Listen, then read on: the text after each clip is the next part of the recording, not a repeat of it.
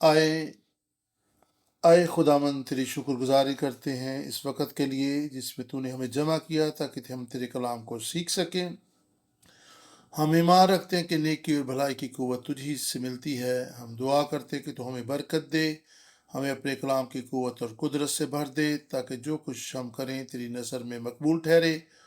جب ہم چھٹے حکم کی اسٹڈی کرتے ہیں ہمارے دل کی آنکھیں روشن کر دے تاکہ ہم اس طرح سے تیرے حکم کو سمجھیں اور سیکھ سکیں جس طرح تو ہمیں سکھانا چاہتا ہے، اور اس پر عمل پیرا ہونے کی توفیق بھی دینا۔ مسیح یسوع کے قادر اور جلالی نام میں ہم یہ دعا مانگتے اور پاتے ہیں، آمین۔ 10 احکام کی سلسلہ وار اسٹڈی میں آپ سب کو خوش آمدید۔ تو خون نہ کرنا۔ پچھلی دفعہ ہم نے سیکھا تھا کہ ہم واقعی اس حکم کی تابع داری کر سکتے ہیں۔ تو خون نہ کرنا، جب آپ زندگی اور اس کے مفہوم کو سمجھ جاتے ہیں تو پھر اس حکم پر عمل کرنا مشکل نہیں لگتا۔ پچھلی دفعہ ہم نے سیکھا تھا کہ خدا انسانی زندگی کو کس قدر عزت اور قدر اور منزلت کی نگاہ سے دیکھتا ہے، اور کس طرح چھٹا حکم تو خون نہ کرنا ہمارے دلوں میں ڈالتا ہے تاکہ ہم زندگی کی قدر کرنا سیکھیں۔ آج ہم اس شریعت سے ماخوذ خاص قانون اور اصول کا جائزہ لینا جاری رکھیں گے۔ تو خون نہ کرنا جو کہ چھٹا حکم ہے، یہ اصول ظاہر کرتا کہ خدا کس طرح لوگوں کی فکر کرتا ہے۔ خدا چاہتا کہ ہم اس کے قانون اور اصول پر عمل پیرا ہوں تاکہ ہر طرح کے حالات و واقعات میں ہماری زندگیاں محفوظ رہیں۔ چھٹے حکم سے دیگر کئی ایک مخصوص قوانین اخذ کیے گئے۔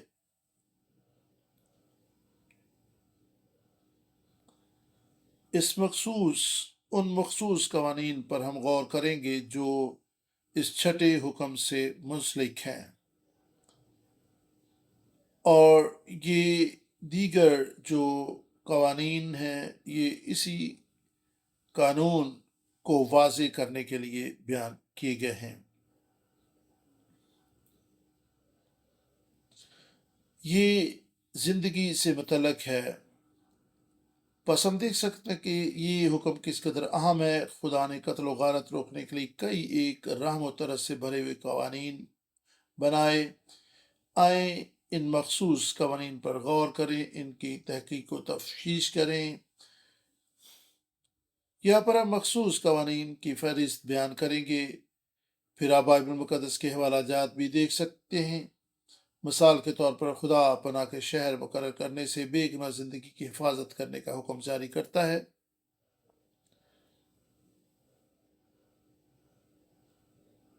اور ان پناہ کے شہروں کے حوالہ کے لیے آپ استثنا 19 باب 1 سے 13 آیات کو آپ دیکھ سکتے ہیں کہ خدا نے زندگی کو محفوظ رکھنے کے لیے پناہ کے شہر بنانے کا حکم دیا۔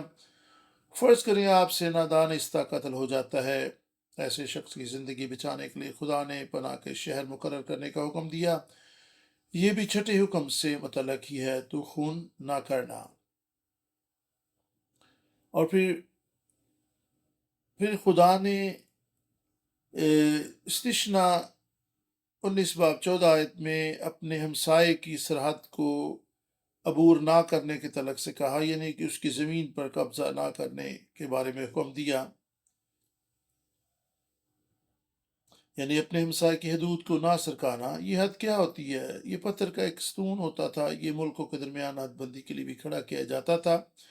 اس حد کو ہٹانا ایک سنگین جرم ہوتا تھا۔ یہ دوسرے کی جائیداد ہتھیانے کے لیے کیا جاتا تھا تاکہ اس کی سرحد کے نشان ہی کو آگے پیچھے کر دیا جائے۔ استثنا 27 باب 17 آیت میں لکھا ہے، مالعون ہے وہ شخص جو اپنے ہمسائے کی حد کو سرکائے۔ استثنا 22 باب 8 آیت، اور پھر استثنا 27 باب 17 آیت۔ پس یہ قانون کس قدر ہمسائے کی جائیداد و املاک کی قدر کرنا سکھاتا ہے تاکہ وہ شخص اپنی زندگی جی سکے۔ ہماری جائیداد ہمارا نام زندہ رہ سکے، ہم زندہ رہیں، کیونکہ خدا ہماری جان کو بہت عزیز رکھتا ہے۔ اگر کوئی شخص کسی کی جائیداد کو جبراً لے لیتا ہے تو یہ کسی کو قتل کر دینے کے مترادف ہے، کہ کوئی یہ جائیداد اس کی زندگی کی بقا کے لیے ضروری ہے۔ استثنا 22 باب 8 آیت میں لکھا ہے، یہ آیت ہمسائے کا خیال رکھنے کی گہری فکر بیان کرتی ہے۔ خدا حکم دیتا ہے جب ہم گھر بنائیں، یعنی نیا گھر بنائیں، اپنے ہمسائے کا خیال رکھیں۔ لکھا کہ گھر کی چھت پر منڈیر چار دواری کرنا، تاکہ اپنے ہمسائے کا خون تیری گردن پر نہ ہو، یعنی آپ کا گھر بہت محفوظ ہو، یعنی آپ کے گھر سے کسی کو چوٹ نہ لگے اور نہ ہی کسی قسم کا جانی نقصان ہو۔ چھت پر منڈیر ہی کیوں، چھت پر یا بڑی عمارت کے اوپر محافظت کے لیے کی گئی چار دیواری بہت ضروری ہوتی تھی، تاکہ کوئی جانی نقصان نہ ہو، تاکہ کسی کا خون بنی اسرائیل کی گردن پر نہ ہو۔ بس یہ قانون ظاہر کرتا کہ خدا کس طرح ہمارے ہمسایوں کی زندگیوں کی بھی قدر کرتا ہے اور ان کے بارے فکر مندی کا رویہ رکھتا ہے۔ بس قبل اس سے کہ ہم 6 قوانین کا مطالعہ کریں تو خون نہ کرنا، میں سمجھتی ہوں کہ یہ بہت ہی عام حد بندی ہے۔ جب ہم اس قانون کا گہرا مطالعہ کرتے ہیں، ہم محبت اور دوسروں کا خیال رکھنے اور ان کی محافظت کے بارے میں سوچ کو اپناتے ہیں۔ خدا کا یہ چھٹا حکم محبت اور فکر مندی سے دیا گیا۔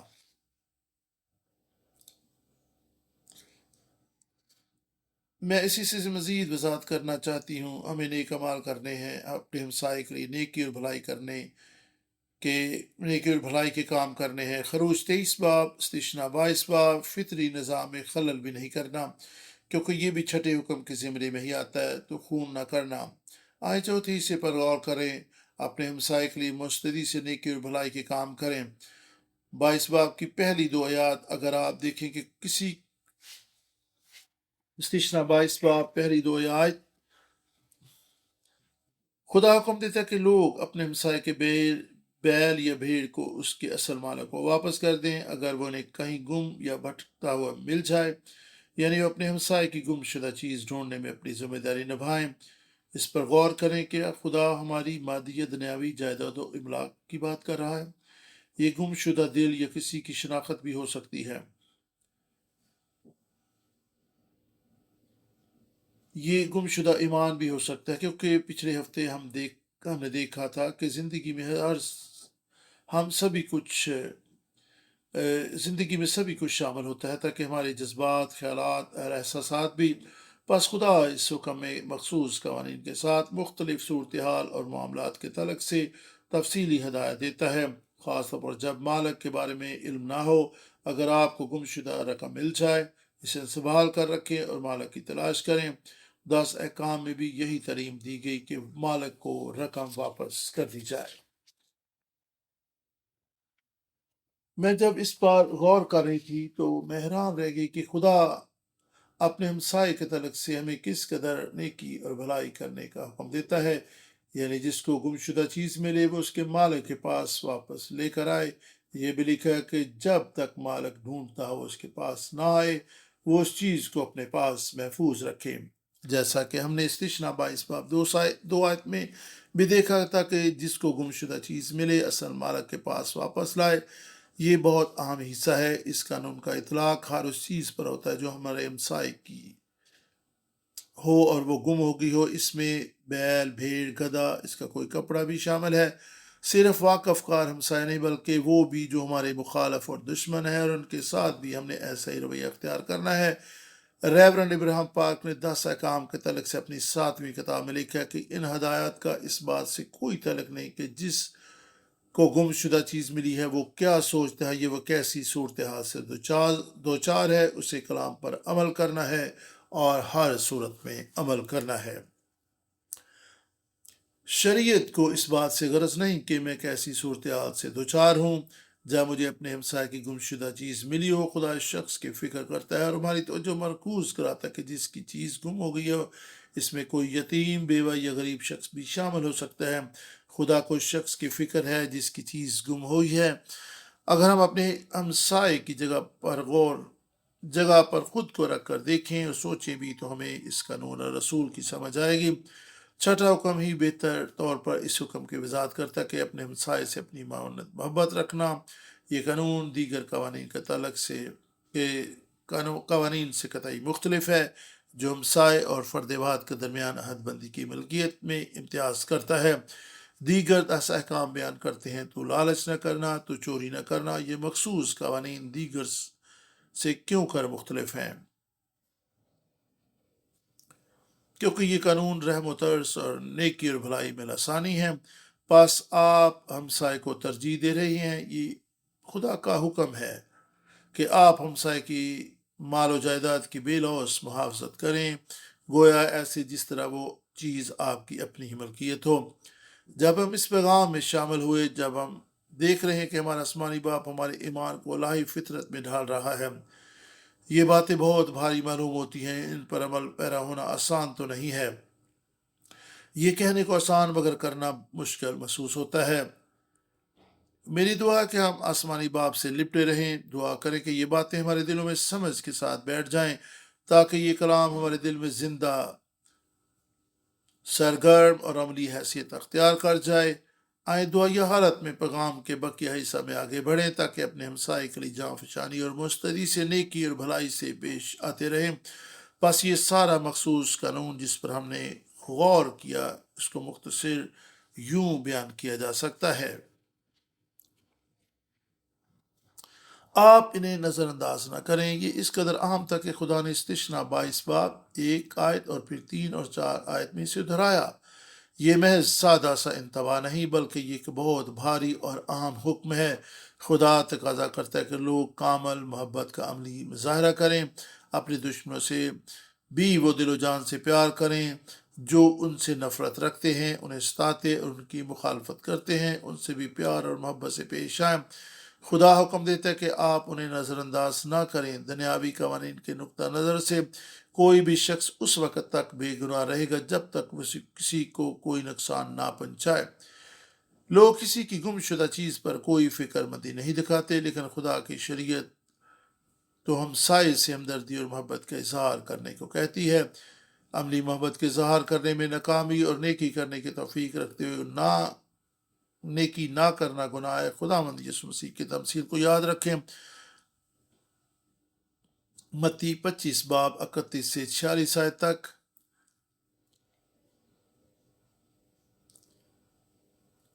मत्ती 25 बाब 31 से 46 आयत तक। यहाँ पर हमें कौमों की अदालत का जिक्र मिलता है। याद रखें कि खुदा के कलाम का कोई भी हुक्म महज एक तंबी नहीं, महज एक इंतबा नहीं, बल्कि ये एक संजीदा मामला है, और हमें खुदा के कलाम को कभी भी नज़रअंदाज नहीं करना, इसे मामूली नहीं समझना। हमें हमें कभी भी खुदा के कलाम को नज़रअंदाज नहीं करना। ये जानते हैं कि वो मामूली है या कोई छोटा हुक्म है। खुदा का हुक्म तो हुक्म है, और हमें खुदा के अहकाम की इज्जत और कदर करनी है, ताकि हमारी ज़िंदगियों से अपने पड़ोसी के लिए, अपने दुश्मनों के लिए अमली मोहब्बत का इजहार हो सके, और हम खुदा के पसंदीदा और मकबूल बेटे बेटियां ठहर सकें।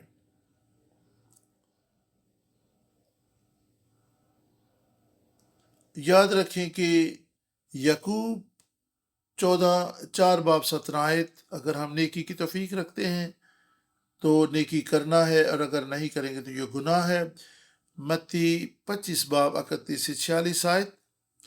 यहाँ पर कौमों की अदालत का जिक्र पाया जाता है कि भेड़ों को बकरियों से अलग किया जाएगा, और बकरियां अब्दी आग में डाली जाएंगी, क्योंकि उन्होंने वो नेकी ना की जो उन्हें छोटे से छोटे और उनकी नज़र में हकीर लोगों से करनी चाहिए थी, और वो कर भी सकते थे।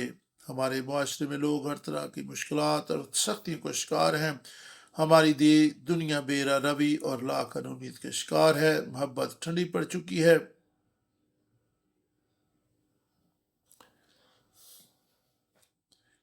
लोग खुद गर्जी और आपाधापी का शिकार हैं और दूसरों के लिए उनके दिलों में कोई मोहब्बत नहीं पाई जाती। मोहब्बत से खाली हैं, वो अपने मफाद से, अपने ख़ानदानों से मोहब्बत करते हैं और उनका मफाद ही उनकी तरजीह है, ना कि दूसरों के साथ नेकी और भलाई।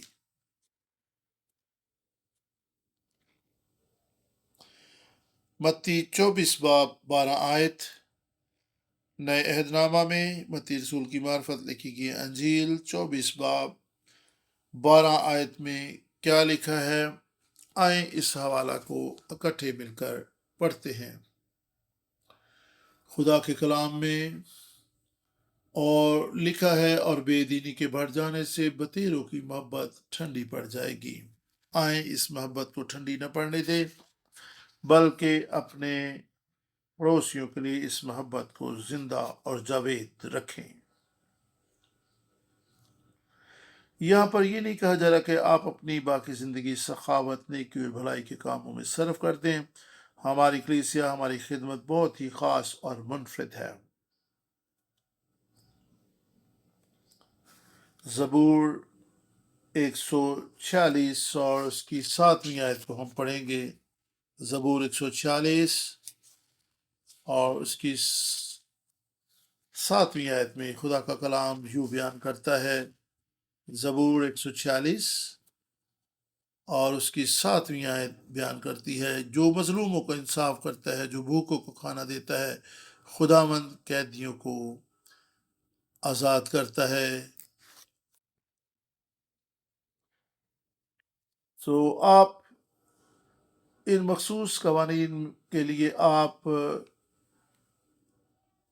गौर कर सकते हैं कि पनाह के शहर बनाए गए थे और दीगर अहकाम वज़ा किए गए थे, हत्ता कि खुदा ने नेचर को यानी कुदरती हुस्न और खूबसूरती को भी नुकसान पहुंचाने से मना किया। इस्तिशना 20 बाब 19 से 20 आयत आप देख सकते हैं कि खुदा नहीं चाहता कि हम कुदरती हुस्न को भी नुकसान पहुंचाएं। और इस्तिशना 20 बाब 19 से 20 आयत को हम पढ़ेंगे। मेरे साथ हवाला निकालें। 20 बाब और 19 से 20 आयत खुदा के कलाम में इस तरह से लिखा है, जब तो किसी शहर को फतह करने के लिए उससे जंग करे और मुद्दत तक उसका मुहासरा किए रहे, तो उसके दरख्तों को कुल्हाड़ी से ना काट डालना, क्योंकि उनका फल तेरे तेरे खाने के काम आएगा। सो तो उनको मत काटना, क्योंकि मैदान का दरख्त इंसान है कि तू उसका मुहासरा करे।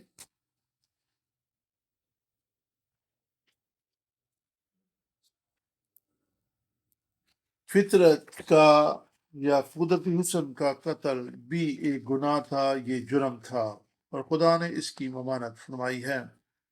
हम अपनी कलीसियों और दुनिया भर के ईमानदारों से इजहार मोहब्बत करें, उनके लिए दुआ में खड़े हों। मेरी दुआ के दासा काम इसके कलाम की बातें और उसके वादे हमें तैयार करें, ताकि हम नेकी और भलाई के काम करने वाले बन जाएं।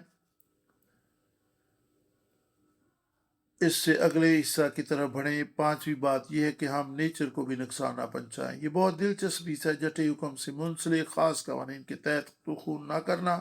खुदा इस बात को भी शामिल करता है कि हम कुदरती हुस्न को बहाल रखें और उसको नुकसान ना पहुंचाएं।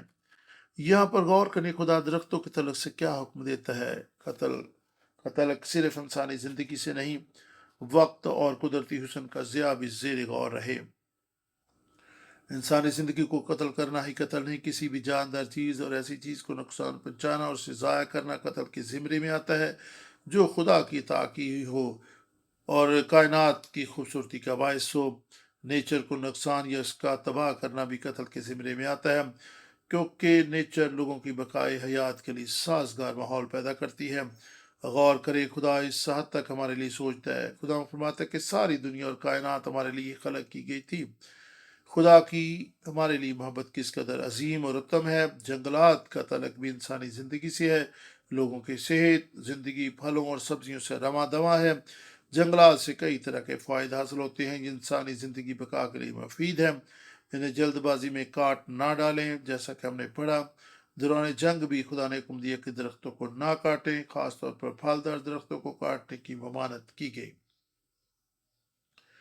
مخصوص قوانین کے مطابق اگر جنگل میں دشمن بھی چھپا ہو تو اس کی تلاش میں درخت نہ کاٹے جائیں، دشمن کو پکڑنے کے لیے سرزمین کو تباہ حال نہ کیا جائے۔ یہ سب کچھ ظاہر کرتا ہے کہ خدا انسانی زندگی سے کس قدر پیار کرتا اور اسے عزیز جانتا ہے۔ متی 5:21 سے 22 آیت۔ خدا کے کلام میں لکھا ہے کہ تم سن چکے ہو کہ خون نہ کرنا، لیکن بائبل مقدس بیان کرتی ہے کہ جو کوئی شخص اپنے بھائی پر غصے ہوگا وہ جہنم کی آگ میں ڈالا جائے گا، اور جو اپنے بھائی کو بیوقوف کہے اس کے لیے بھی سزا کا حکم ہے۔ آئے میرے ساتھ متی 5واں باب اور اس کی 21 اور 22 آیت کو ہم پڑھ لیں تو یہ زیادہ اچھا ہوگا۔ متی 5 باب 21 اور 22 آیت میں خدا کا کلام بیان کرتا ہے۔ یہاں پہ لکھا ہے، تم سن چکے ہو کہ اگلوں سے کہا گیا تھا خون نہ کرنا، اور جو کوئی خون کرے گا وہ عدالت کی سزا کے لائق ہوگا، لیکن میں تم سے کہتا ہوں کہ جو کوئی اپنے بھائی پر غصے ہوگا وہ عدالت کی سزا کے لائق ہوگا، اور جو کوئی اپنے بھائی کو پاگل کہے گا وہ صدر عدالت کی سزا کے لائق ہوگا، اور جو اس کو احمق کہے گا وہ آتش جہنم کا سزاوار ہوگا۔ اپنے بھائی کے تعلق سے غصے میں ہونے کے لیے مختلف الفاظ یہاں پہ استعمال کی گئے ہیں، اور اگر آپ غصہ ہوتے ہیں تو گویا آپ قتل کے گناہ کے مرتکب ہوتے ہیں۔ اپنے بھائی پر غصے ہونا، اس کے لیے یونانی لفظ آرگیزو استعمال ہوا ہے، اور یہ مسلسل قہر، کینہ یا نقصان پہنچانے کی غرض سے بغض رکھنے کے معنی دیتا ہے۔ اس غصے کا معنی ہے دوسروں سے نفرت اور ان کے تعلق سے غلط احساسات رکھنا۔ جب آپ ایسا کرتے ہیں تو گویا قتل یا خون بہانے جیسے گناہ کے مرتکب ہوتے ہیں۔ خدا ایسا ہرگز نہیں چاہتا۔ اور پہلا یوحنا 3 باب 15 آیت بیان کرتے کہ جو کوئی اپنے بھائی سے نفرت کرتا ہے وہ قاتل ہے۔ ابراہیم پاک اپنی ایک کتاب میں لکھتے ہیں، اپنے ہمسائے کو رولانا قتل کے مترادف ہے۔ انہوں نے یہ بھی لکھا کہ نفرت بھرے دل میں زندگی کا کام نہیں ہو سکتا۔ ہم اپنے آپ کو خدا کے سپرد کرتے ہیں اور دعا کرتے ہیں کہ خدا اپنی خدمت کے لیے ہمیں استعمال کرے۔ خدا فرماتا ہے کہ سب سے پہلے اسی سب پر غور کرنا ہوگا۔ غور کریں، بہت دفعہ ہمارے سبب سے لوگ آنسو بہاتے ہیں، ہم کئی ایک لوگوں کو دکھی کرتے ہیں، لیکن جب ہم زندگی کے کام سے منسلک ہوئیں ہمیں توبہ کرنے اور حقیقی طور پر خدا کی طرف رجوع لانے کی ضرورت ہے، تاکہ خدا ہمارے دلوں سے نفرت اور کڑواہٹ کے بیچ ختم کر دے۔ صرف خدا ہی ایسا کر سکتا ہے، ہم اپنے طور سے ایسا نہیں کر سکتے۔ لازم ہے کہ ہم غور و غوص کرتے ہوئے دعا کریں، اپنے رویوں کی جانچ پرکھ کریں اور دیکھیں کہ کیا ہم دوسروں کو قتل تو نہیں کر رہے۔ خدا کے کلام میں لکھا ہے کہ ہم غصے، نفرت، کڑواہٹ جیسی چیزوں کو اپنی زندگیوں میں جگہ نہ دیں۔ اپنے بھائی کو نکما کہنا، اس کے لیے جو یونانی لفظ استعمال ہوا ہے وہ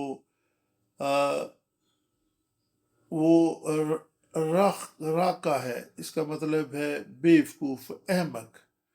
خدا نہیں چاہتا کہ ہم اپنے بھائی کے لیے ایسے الفاظ استعمال کریں، اسے احمق کہیں، اسے بیوقوف کہیں۔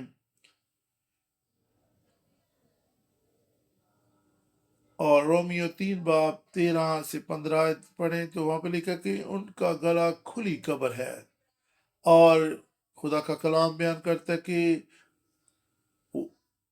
ان کے ہونٹوں سے گویا زہر ٹپکتا ہے، ان کے منہ میں لعنت ہے، کڑواہٹ ہے، بڑبڑاہٹ ہے۔ خدا کبھی نہیں چاہتا کہ ہم ایسی چیزوں کو اپنی زندگی میں جگہ دیں، بلکہ لکھا ہے افسیوں 4 باب 26 آیت میں کہ سورج کے ڈوبنے تک تمہاری خفگی نہ رہے۔ قدیم دور میں احمق یا بیوقوف کا لفظ کسی کی تذلیل کے لیے استعمال کیا جاتا تھا، لیکن खुदा यीशु मसीह ने बयान किया कि ये लफ्ज़ किसी के कत्ल के मुतरादिफ है। हमें इस बात को नहीं भूलना, इब्राहिम पाक ने भी अपनी किताब में लिखा कि किसी के तज़लील लफ्ज़ों से उसे मारने के मुतरादिफ है।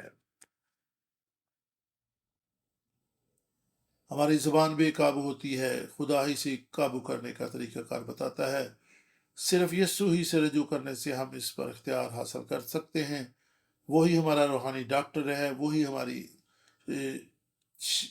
हमारा शाफी है और वही हमें शिफा देता, सेहत और तंदरुस्ती से नवाजता है।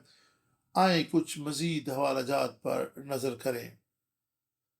इमसाल 18 बाब 21 आयत पुराने हैदनामा में, इमसाल की किताब 18 बाब 21 आयत में लिखा है, मौत और जिंदगी जबान के काबू में है। मौत और जिंदगी जबान के काबू में है। इमसाल 18 बाब 21 आयत। हमारी ज़बान में बड़ी क़ुव्वत पाई जाती है। जो इसे ध्यान से इस्तेमाल करते या कलाम की हिकमत से इस्तेमाल करते हैं, इसका फल भी खाएंगे। जिन्हें ज़िंदगी से मोहब्बत है वो मुस्बत कलाम करते हैं। मौत और ज़िंदगी ज़बान के काबू में है। खुदा यीशु मसीह ने फरमाया, हर नकामी बात जो हमारे मुंह से निकलेगी रोज़ आखिरत इसका हिसाब देना पड़ेगा। जो कोई ज़िंदगी से प्यार करता है और अच्छे दिन देखना चाहता है, अपनी ज़बान को बदी से दूर रखे। हिकमत की बातें करने वाली ज़बान शिफा, खुशी और शादमानी का बायस होती है, लेकिन बुरी बातें करने वाली ज़बान तलवार और जहर कातिल है। भाइयों बहनों, मेरा ईमान है कि खुदा हम पर ये चीज़ें वाज़ेह कर रहा है, क्योंकि वो हमारा खालिक है। उसी ने हमारी ज़बान को खलक किया है और बतौर खालिक व मालिक वो फरमाता है, यही राह मैंने तुम्हारे लिए मुकर्रर की है, इस पर चलकर मेरे पास आओ। जब आप इस बात को तस्लीम कर लेते हैं और जब आपको इस बात का एहसास हो जाता है कि हम इन तरीक़ों से बराह रास्त कत्ल व गारत में मुलव्वस हैं, बाप, आसमानी बाप हमें बुला रहा होता है कि हम उसकी तरफ रजू लाएं। वो हमें शिफा बख्शेगा। आए एक और हवाला पढ़ें।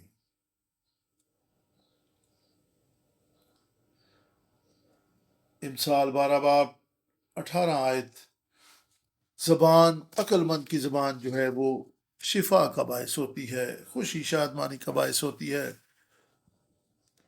और फिर इमसाल 12 बाब 13 आयत को मैं आपके सामने पढ़ना चाहूँगी। इमसाल 12 बाब और 13वीं आयत में खुदा का कलाम इस तरह से बयान करता है, लबों की खताकारी में शरीर के लिए फंदा है, लेकिन सादक मुसीबत से बच निकलेगा।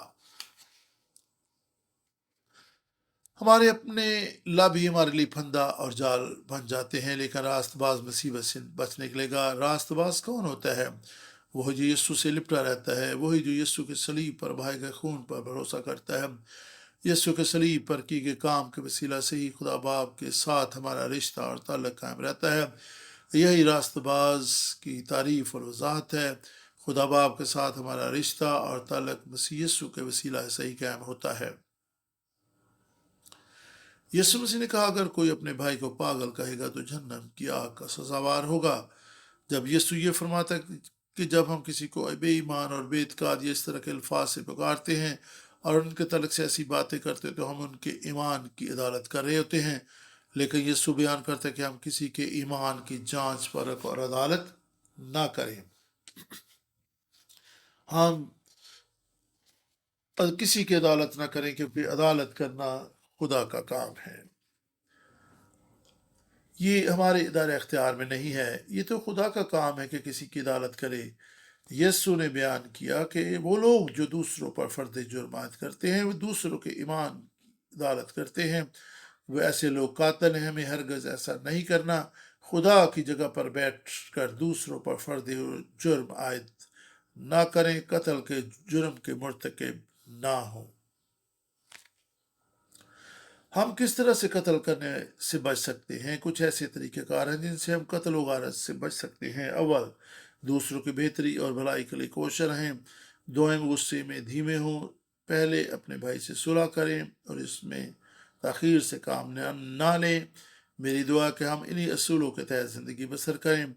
दूसरों को तालीम दें, उन्हें भारे को वो इन बातों को अपना तुरा इम्तियाज़ बनाएं, तर्ज ज़िंदगी बनाएं, क्योंकि हम जानते कि ऐसा करना बहुत मुश्किल है।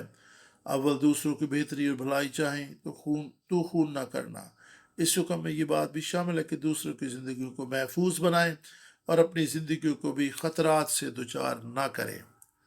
اگر ہم ان باتوں کا اطلاق روزمرہ زندگی میں کر سکیں، قتل جیسا جرم ہماری زندگی سے جاتا رہے گا، ہم میں سے زندگی کے پانی کی ندیں جاری ہوں گی، ہمارے وسیلے سے لوگ تازگی، زندگی، شادابی اور رویدگی پائیں گے، کیونکہ ہم میں موت نہیں ہوگی۔ دوسروں کی زندگی محفوظ کرنے کا معنی ہے دوسروں کی بھلائی اور بہتری کے طالب ہونا۔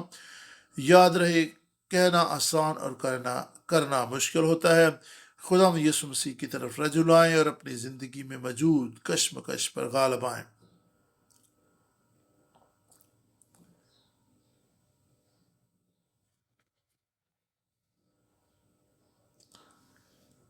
اور خدا کے کلام میں سے ہم رومیو کے خط کو دیکھیں پھر تو ہمیں دیکھنے کو ملتا ہے کہ مضبوط وہی ہے جو دوسروں کی غلطیوں سے درگزر کرتا ہے، اور خدا کا کلام رومیو کے خط میں ہمیں نصیحت کرتا ہے کہ ہم دوسروں کی ترقی، خوشحالی کا باعث ہوں، ہم دوسروں کے لیے باعث برکت ہوں۔ آئے چند ایک آیات کو دیکھیں گے۔ پہلا کرنتھیوں 10 باب 24 میں خدا کا کلام بیان کرتا ہے۔ پہلا کرنتھیوں 10 باب 24 میں خدا کے کلام میں اس طرح سے مرقوم ہے،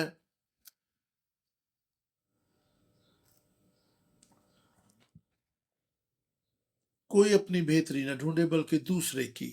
اور پھر پہلا کرنتھیوں 13:5 میں خدا کا کلام اس طرح سے بیان کرتا ہے،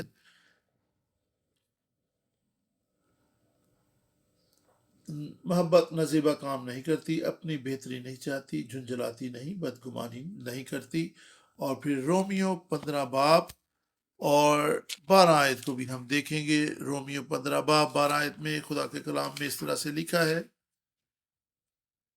رومیو 15 باب 12 میں خدا کا کلام بیان کرتا ہے،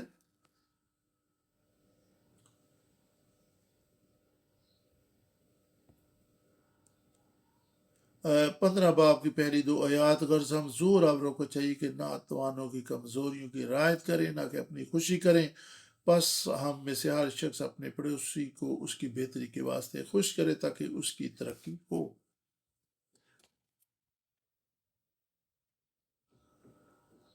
جو دوسروں پر غصہ کرنے میں جلدی کرتے ہیں وہ کبھی امن کے طالب نہیں ہو سکتے۔ اس سے ذہنی سکون اور اطمینان جاتا رہتا ہے۔ پیدائش 49 باب 6 خدا کا کلام بیان کرتا ہے کہ انہوں نے اپنے قہر و غضب میں آدمیوں کو قتل کیا۔ یعقوب 1 باب 19 سے 20 خدا کے کلام میں لکھا کہ ہر ایک شخص بولنے میں دھیرا ہو۔ آئیں یعقوب کے خط کو ہم پڑھیں، خدا کے کلام میں سے یعقوب 1 باب اور اس کی 19 اور 20 کو ہم پڑھیں گے۔ خدا کے کلام میں اس طرح سے لکھا ہے 19 اور 20 میں، آئے میرے پیارے بھائیوں، یہ بات تم جانتے ہو کہ ہر آدمی سننے میں تیز اور بولنے میں دھیرا اور قہر میں دھیما ہو۔ اور پھر پیدائش 4 باب 5 سے 7 کہ غصے سے بدی اور ناراستی کو موقع ملتا ہے۔ اور اب دیکھ سکتے ہیں کہ موسیٰ بھی بنی اسرائیل کی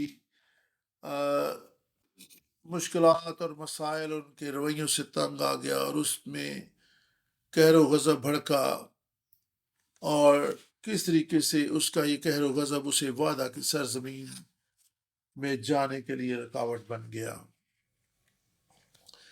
غصے سے ذہنی سکون جاتا رہتا ہے، انسان کو اپنے پہ قابو نہیں رہتا، اس لیے وہ حیوان صفت ہو جاتا ہے، پھر اسے قتل و غارت جیسا گناہ بھی ہوتا ہے۔ بس وہ لوگ جو خدا کے فضل کے بیش بہا انتظام و انصرام کا انتظار کیے بغیر جلد غصے میں جاتے وہ اپنے لیے ہلاکت پیدا کرتے ہیں، وہ راست بازی جیسی دولت حاصل کرنے سے محروم رہتے ہیں۔ اس طرح امثال 16 باب 32 غصہ ابلیس کے لیے موقع فراہم کرتا ہے۔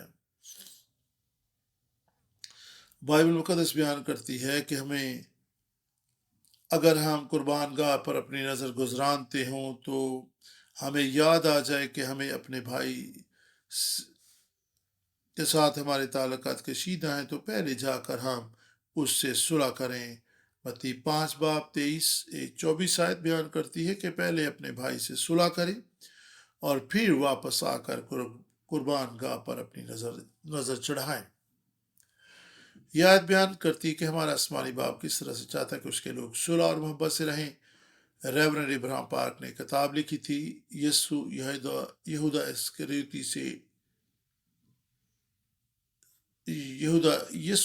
اسکریوتی سے ناراض نہ ہوا۔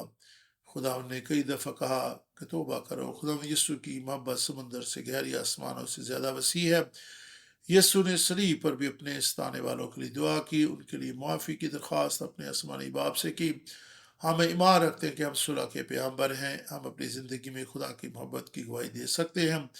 کس قدر دکھ، صبر و تحمل اور مختلف طرح کے تجربات سے ہمیں گزرنا ہے، تو بھی ہمیں دوسروں کو معاف کرنا ہے اور اس کے لیے دوسروں کو بھی مسلسل تعلیم دینی ہے۔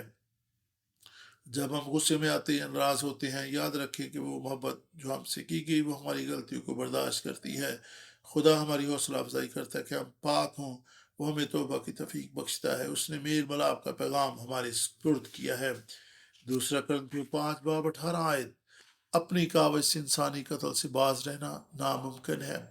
ہمیں خدا کے فضل کی ضرورت ہے۔ ہمیں خدا کے حضور مدد کے لیے پکارنا ہے کہ وہ ہم پر فضل کرے۔ میری دعا ہے کہ ہم محبت اور امن کے درمیان ہم محبت اور امن کے طالب ہوں اور دوسروں کو بھی محبت اور امن کی تعلیم دیں۔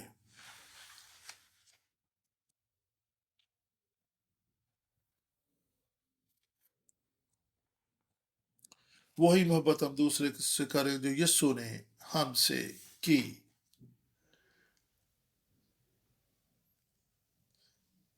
یسوع نے میل ملاپ کی خدمت ہمارے سپرد کی ہے۔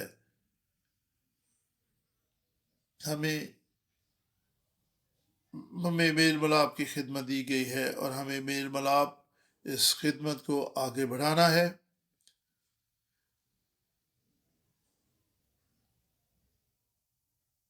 اور مخلصی کی طریق کا یہ اہم پیغام ہے کہ خدا نے ہم سے میل ملاپ کر لی ہے اور ہمیں بھی دوسروں سے میل ملاپ کرنا اور دوسروں کو میل ملاپ کی تعلیم دینی ہے۔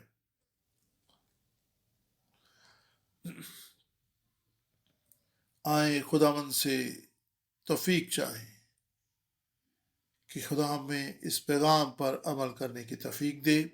دوسرا کرنتھیوں 5:18 آیت، یہ آخری حوالہ ہم پڑھیں گے، اس کے بعد ہم دعا کریں گے۔ دوسرا کرنتھیوں 5:18-19 آیت، 5:18-19 آیت میں خدا کے کلام میں اس طرح سے لکھا ہے،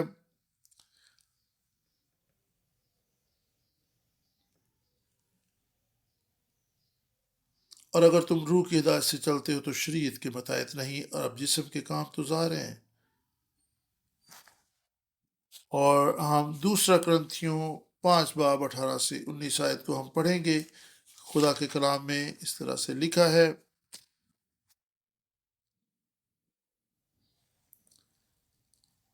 اور سب چیزیں خدا کی طرف سے ہیں جس نے ہم مسیح کے وسیلہ سے اپنے ساتھ ہمارا میل ملاپ کر لیا اور میل ملاپ کی خدمت ہمارے سپرد کی۔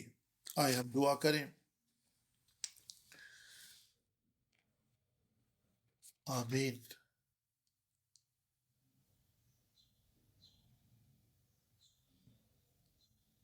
خداوند آسمانی باپ،